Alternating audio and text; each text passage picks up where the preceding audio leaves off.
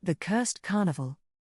The carnival appeared under the silver light of a full moon, its gates creaking open as if inviting them to step inside. Riley, Morgan, and Sienna gazed in awe at the flickering lights and strange tents, drawn to the eerie beauty. Legends warned of the carnival's power to grant wishes, but only at a terrible cost that few dared to risk. A sweet, dizzying aroma filled the air as they entered, thick with the scent of spun sugar, roasted nuts, and something dark.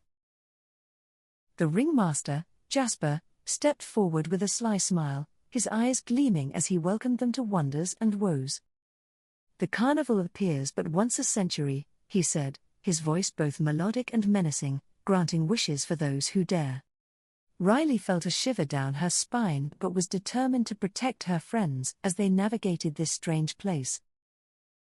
Morgan scoffed, skeptical of the carnival's supposed powers, dismissing it all as elaborate illusions. Sienna, enchanted by the lights, whispered, "What if it's real?" And the question hung in the air like a ghost. Their first stop was a tent called the Gallery of Dreams, filled with mirrors that showed their hidden desires. Riley saw herself strong and fearless, leading her friends through danger, a wish she'd never dared to admit. Morgan's reflection showed him with unshakable confidence, free from his usual doubts and insecurities. Sienna's mirror showed her surrounded by her art, celebrated and admired, a dream she cherished but feared. "Be careful what you wish for," Jasper's voice echoed, but they shrugged it off, eager to see more. They wandered deeper, entering a tent called the Hall of Echoes, where whispered words became eerie truths.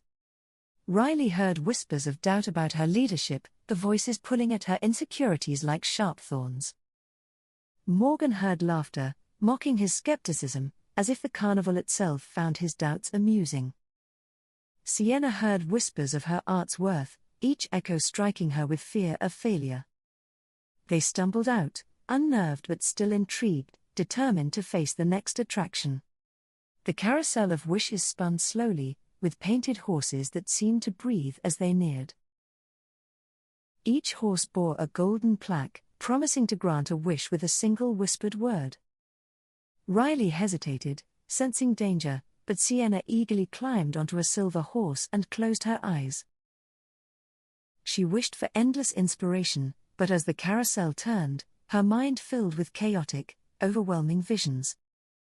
The images blurred together, twisting into nightmares, and she screamed as the carousel slowed to a stop. Morgan helped her off, his face pale, as he realized the carnival's magic was more real and dangerous than he'd thought. They tried to leave, but the exit gates had vanished, replaced by a thick fog that seemed to pulse with life. Jasper appeared beside them, smirking, as he said, "All wishes come with a price, the carnival does not grant them lightly." Riley demanded to know the terms of the curse, but Jasper merely chuckled, disappearing into the fog. They wandered deeper into the carnival, each attraction more unsettling than the last. The maze of masks awaited them next, filled with mirrors that distorted their reflections into monstrous forms. Riley saw herself twisted, her protective instincts turned ruthless, a leader who pushed too far. Morgan's reflection sneered, mocking his disbelief, as if daring him to finally accept the truth. Sienna saw herself surrounded by hollow eyes, her art drained and empty, as if her creativity had consumed her. The maze shifted, trapping them in narrow corridors until Riley found an exit by trusting her instincts. Exhausted but determined, they followed eerie music to the Ferris wheel of fortune, its seats gleaming ominously. Each seat bore an inscription, foretelling a fate for those who dared to ride, with promises both sweet and sinister.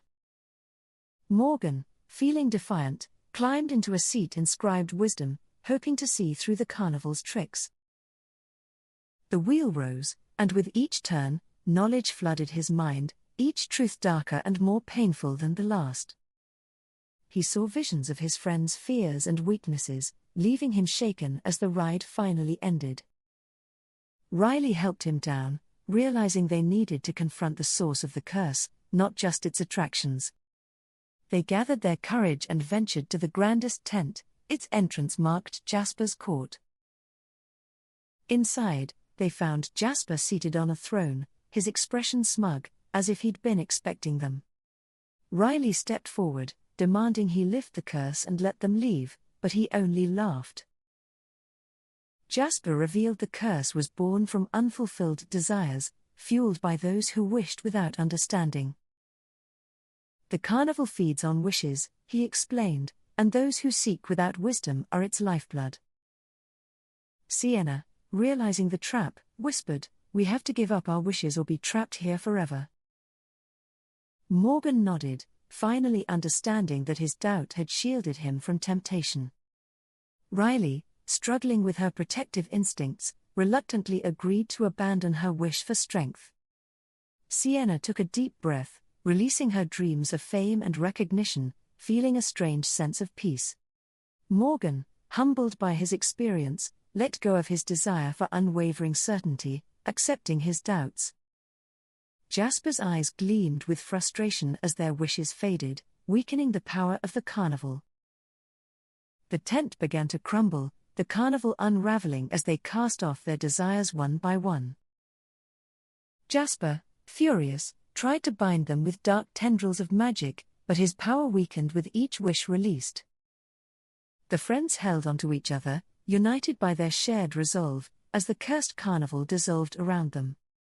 The fog lifted, and they found themselves outside the carnival's empty lot, the night air crisp and clear. The carnival had vanished without a trace, leaving only an eerie silence and the scent of distant smoke.